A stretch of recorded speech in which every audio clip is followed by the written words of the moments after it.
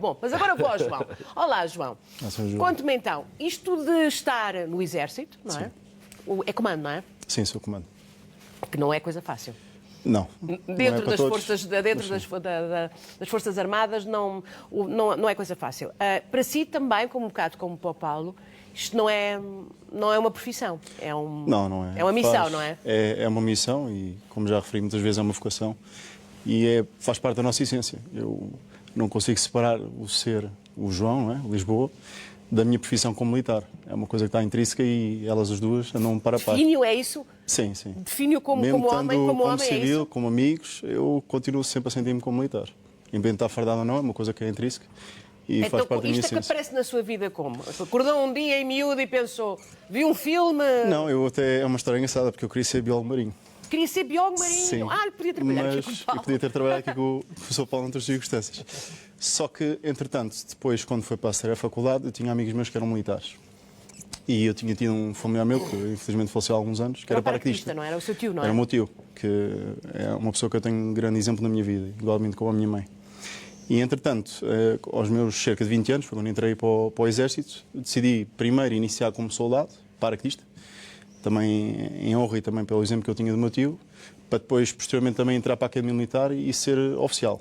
O meu foco seria ser como oficial, mas acho que seria mais adequado saber como cá em baixo nós temos as dificuldades, trabalhamos, e após entender essas dificuldades, quando eu chegasse a um sítio com a oportunidade de comandar e ter essa capacidade de responsabilidade... Quis fazer as várias etapas. Fazer a escada adequada. Não tive a oportunidade de ser sargento, também seria um bom orgulho, mas... Entrou com praça. Entrei com praça. Fiquei ainda 1 ano e meio, mais ou menos, e depois é que candidatei-me à Academia Militar, tive sucesso, consegui entrar e terminei o curso, depois em 2018, e desde então entrei nos quadros permanentes. E é desde essa altura que anda metido também em circunstâncias de muita complexidade, porque, para além daquilo que que decorre da atividade normal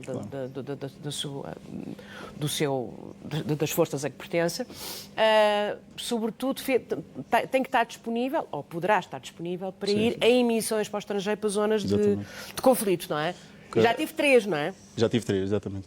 O Exército prepara-nos e dá-nos as ferramentas necessárias para integrarmos em missões nacionais ou internacionais, no estrangeiro, e para sermos aptos a integrar nessas forças. E eu, felizmente, quando acabei a academia, frequentei o curso de comandos, tive sucesso, terminei, e depois, a partir daí, numa unidade que eu tive, acabei por ir para o Afeganistão em 2021. Porque ir para um sítio desses tem que se querer, não é?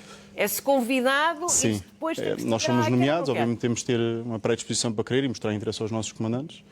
E, obviamente, tem de haver a parte do mérito, porque nós identificamos com determinados valores da instituição, a honra, a coragem, a lealdade, a disciplina e a prontidão, porque quer queremos que não, a qualquer altura do dia, se formos chamados para o nosso dever... A prontidão é...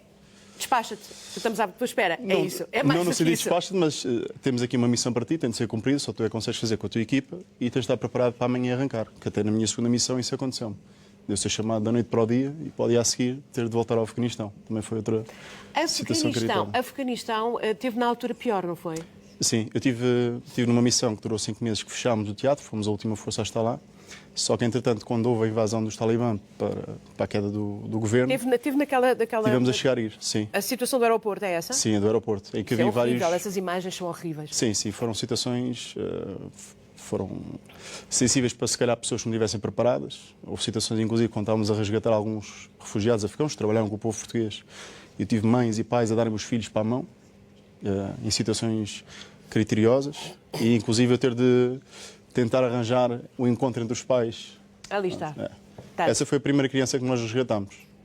Foi uma mãe que ela estava fardada com as vestes afegãs, e ela deu uma criança para a mão, ficou com o marido, que é o chefe de família, e com outros 2 filhos, e estavam-nos a confiar os filhos, muitas pessoas faziam isso, para nós resgatarmos.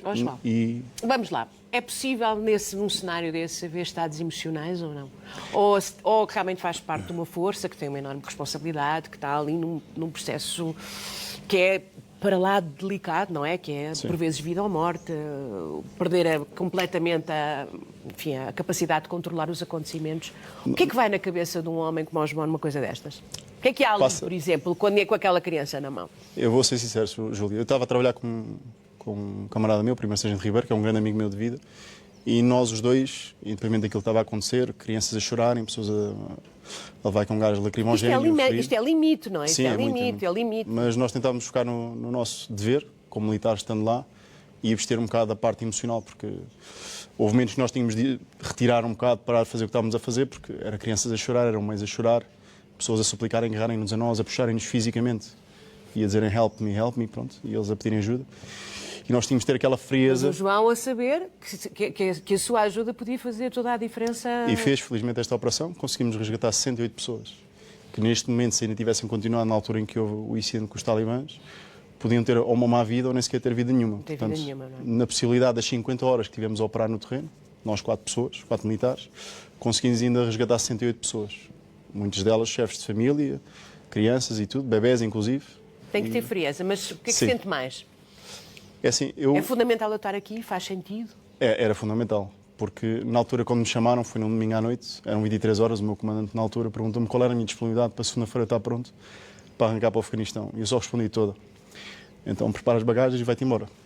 E eu fiz uma viagem durante a noite, para depois no dia a seguir preparar o equipamento, armamento e tudo. Fui projetado, fiz trânsito no Dubai e depois é que chegámos ao Afeganistão. Já com esta situação alvoroçada, já havia contingente americano, havia uma companhia de marinos que estavam a fazer segurança, aliás são os militares que estão ali na foto. E quando chegámos lá vimos uma quantidade enorme de pessoas, centenas de milhares de pessoas, num fosso, num canal que havia lá, que era o Abbey Gate, que é o nome que se dava, a pedirem ajuda, a puxarem por nós, a tentarem trepar o arame farpado, a cortarem-se todas. Acho que lembro-me perfeitamente dessas imagens apareceram em todo o mundo, sim, não foi? Sim, lembro-me perfeitamente, eram E nós terríveis. ficámos até ao final em que era permissível, nós conseguimos estar lá por questões de segurança, porque depois no dia 28 de agosto foi o ultimato dos talibãs para nós sairmos. Entretanto, É nessa missão que por horas não é apanhado por um ataque suicida de um bombista? Eu tinha o meu comandante que trabalhava na parte do comando e da coordenação das operações e da parte da tarde do dia 27 de agosto ele chegou lá para ver como é que estava o ponto de situação. E, entretanto, já tinha ao meu lado, a cerca de 3 metros, um marino arrebentado uma granada no peito, ele teve de ser evacuado. Há alguns afegãos a terem de ser retirados ali da zona porque estavam esquartejados por causa do arame farpado e os obstáculos que tinham lá.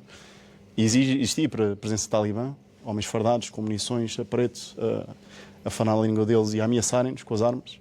E a situação de segurança lá era criteriosa. O meu comandante, quando viu aquilo, disse que, por questões de segurança, nós tínhamos de retirar. E havia mesmo um risco, porque já havia tiros para o ar, já havia o uso de armas letais, já estava mesmo numa situação que pessoas podiam morrer se um projeto tivesse sido desviado. Nós ainda insistimos um bocado, na altura, aquele sentimento de ver e querer buscar mais um, e mais um, e mais um, porque estávamos a salvar pessoas. Isso também, de alguma forma, pode-nos armadilhar a nós, não é? É só mais um, é só mais um. E era o caso. Nós já tínhamos 55 pessoas, eu estava à espera de uma família, porque estava à espera de ir buscar o filho, e o chefe de família vinha ter connosco. Ele mandou-nos retirar. Eu, na altura, senti um bocado de revolta, mas uma revolta positiva, porque eu queria cumprir com o meu dever e o meu camarada também. E quando chegámos à parte de entrada do aeroporto, ouvimos a explosão. E foi um ataque bombista-suicida, que afinal matou 3 americanos. 2 ou 3 deles eu tinha chegado a falar e conviver com eles. E atualmente foi aferido o número e foram cerca de 160 afegãos. Foi um número muito... Podiam ter sido 3 ou 4 portugueses. Exatamente, porque foi exatamente no mesmo sítio onde estava. Foi no mesmo sítio onde estava. Ó João, eu sei que obviamente é preparado para isto, mas a violência num cenário de guerra... seguramente não deixa de o impressionar, porque é sempre muito pior do que se está à espera, não é? Impressiona numa perspectiva humana. Porque nós nunca temos consciência do que é que o ser humano é capaz de fazer ao outro em nível de maldade. Bondade é muito simples. Oferecer um ramo de flores, fazer um bom gesto. Maldade, não é? Mas a maldade de ver pessoas a atentar contra o outro. A atentar contra o outro e a danos físicos e morais. E nós vemos a cara de suplício das pessoas e de desespero. A quererem-nos agarrar. Isso não faz vacilar assim a pensar, não vale a pena? Ou é ao contrário? Não vale. Vale mesmo a pena? Nem que eu e a minha equipa tivéssemos resgatado apenas uma criança ou uma família, tinha valido a pena. Porque muito bem. É a quantidade de pessoas que neste momento não estão num mau estado de vida ou simplesmente nem sequer têm vida nenhuma. Muito bem, deixe-me ir à Telma, que está a olhar.